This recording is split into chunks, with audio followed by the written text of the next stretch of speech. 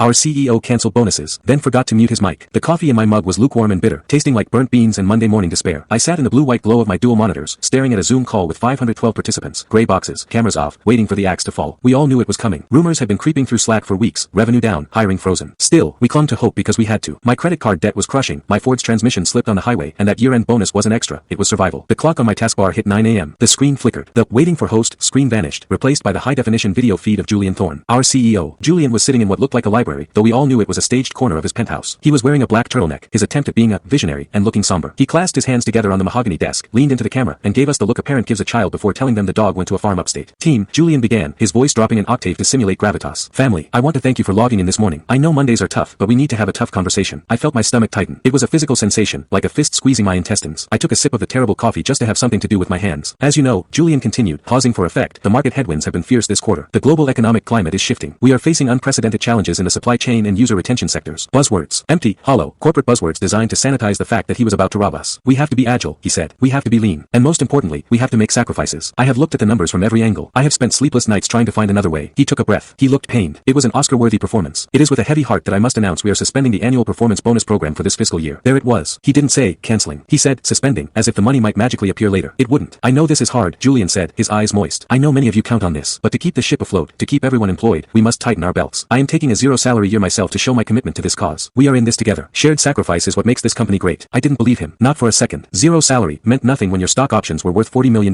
There will be no questions today, Julian said, glancing off camera. I want everyone to take the rest of the morning to process this. Log off. Be with your families. We will reconvene tomorrow to discuss the restructuring. Thank you for your resilience. He reached forward toward the camera. His finger hovered over the lens. The screen went black. The video feed cut. But the green bar on the audio indicator didn't stop moving. The leave meeting button on my screen turned red, but the meeting didn't end. He hadn't clicked end meeting for all. He had just minimized the window. I froze. My mouse hand hovered over the exit button. I don't know why I didn't click it. Maybe it was shock. Maybe it was the paralysis of realizing I was broke. But I stayed. And then, I heard the sound that would change everything. It was the sound of a heavy leather chair squeaking as someone leaned back. Then, the distinct, metallic clink of a lighter, followed by a sharp intake of breath. God, Julian's voice came through the speakers. It wasn't the somber, deep voice he used a minute ago. It was light, airy, and dripping with arrogance. That was exhausting. I need a drink. My heart stopped. I looked at the participant count. It was dropping fast, 400, 350, 300, as people logged off in disgust. But hundreds were still there. Did they buy it? Another voice asked. It was Greg, the VP of operations. I recognized his nasally whine immediately. Hook, line, and sinker. Julian laughed. It was a cruel, barking sound. Look at the chat logs before I disabled them. They're crying. Oh, but my mortgage, Julian. Pathetic. I reached for my OBS software. I'm a gamer in my spare time. I have screen recording software set up on a hotkey. Alt plus F9. Recording started. What I was about to capture wasn't just a slip of the tongue. It was a confession that would dissolve the barrier between the working class and the ruling class. Julian has absolutely no idea that in about 30 seconds, he's going to give me the keys to destroy his entire life. But the real twist isn't just the greed, it's the specific, petty way he plans to spend the money he just stole from my child's college fund. Watch full video here.